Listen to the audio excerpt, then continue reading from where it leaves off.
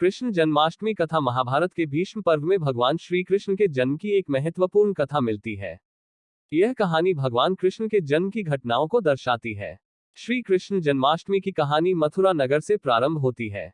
मथुरा शहर, जो वर्तमान में उत्तर प्रदेश, भारत में स्थित है, उस समय की घटना है जब मथुरा नगर में राजा कंस नामक राजा शासन कर रहे थे। कंस एक राक्षस राजा थे जो गरीबों पर अत्याचार और लोगों के साथ दुर्व्यवहार करने के लिए प्रसिद्ध थे, जिससे पूरे राज्य की जनता परेशान थी। कंस हमेशा अपने शासन का क्षेत्र बढ़ाने की इच्छा रखते थे, इसलिए उन्होंने अपनी बहन देवकी का विवाह वासुदेव से करवा दिया। उनका उद्देश्य था कि वासुदेव के साथ विवाह करके वे उनके राज्य का विस्तार कर सके और अपने शासन को दशों दिशाओं बढ़ा सके। कंस ने अपनी बहन देवकी के विवाह के बाद उन्हें उनके पति वासुदेव के साथ उनके राज्य में पहुंचाने की योजना बनाई थी।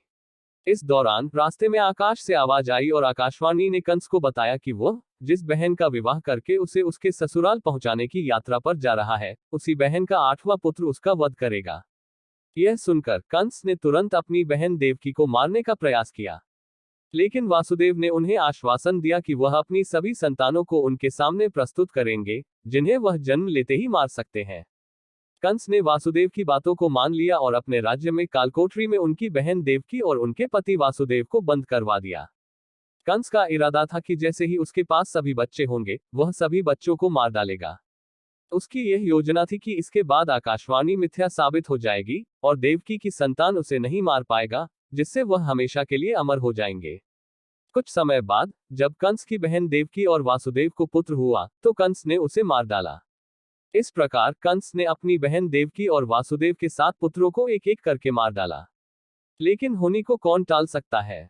अंततः भगवान विष्णु के अवतार भगवान कृष्ण ने माता देवकी के गर्भ से 8वें पुत्र के रूप में जन्म लिया। श्रावण मास के कृष्ण पक्ष की अष्टमी को सुबह सुबह भगवान श्री कृष्ण ने माता देवकी के गर्भ से जन्म लिया, जो उस समय अपने मामा कंस के कालकोठरी में कैद थी। जैसे ही भगवान श्री कृष्ण का जन्म हुआ, वहां मौजूद सभी दरबारी गहरी निद्रा में सो गए और उनके कारागार के ताले अपने आप खुल गए। इस अद्वितीय घटना को देखकर वासुदेव को विश्वास हो गया कि यह वाकई भगवान का अवतार है और भगवान स्वयं उन्हें बचाना चाहते हैं। पिता वासुदेव ने बिना कोई देरी किए भगवान श्री कृष्ण को बांध से बनी छाबरी में सुरक्षित रख दिया और उन्हें बचाने के लिए तुरंत निकल पड़े। भगवान विष्णु ने वासुदेव से कहा, श्री कृष्ण को गोकुल नगर में यशोदा और नंद बाबा के पास वहां ले जाओ, वहां वे सुरक्षित रहेंगे। उसी दिन यशोदा के गर्भ से एक कन्या का जन्म हुआ, जिसे भगवान विष्णु ने वहीं ले जाने के लिए कहा। इस पर वासुदेव ने श्री कृष्ण को अपने सिर पर उठाया और गोकुल नगरी की ओर रवाना हुए। उस समय एक भयंकर तूफान आया और भारी वर्षा हुई, जिसके कारण बाढ़ आ गई और वासुदेव डूबने लगे। फिर भी वासुदेव ने स्वयं डूबते हुए भी हाथ ऊपर उठाए और श्री कृष्ण को बचाने का प्रयास किया।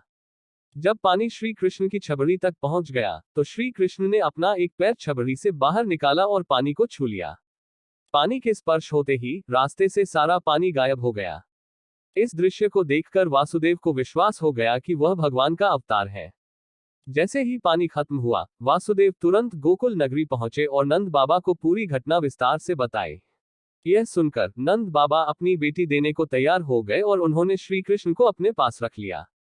वसुदेव नंद बाबा और यशोदा की पुत्री को लेकर मथुरा नगरी लौट आए और फिर से कारागार में बैठ गए। तब तक सभी लोग सो रहे थे और किसी को कोई खबर नहीं हुई।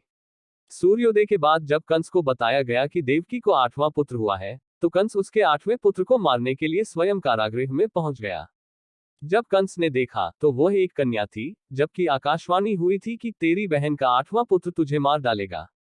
कंस को इस पर संदेह हुआ और उसने अपनी बहन देवकी और उसके पति वासुदेव को कोड़े मारे, लेकिन वासुदेव ने कुछ भी नहीं बताया, जिससे कंस को यह विश्वास हो गया कि वे सभी कैद में थे। आखिरकार उसने मान लिया कि अब उसे कोई खतरा नहीं है, क्योंकि यह 8वां और आखिरी बच्चा है जिससे उन्हें खतरा हो सकता था। ऐसा करते ही कंस ने उस कन्या को नीचे रखे पत्थर पर पटक कर मारने का प्रयास किया।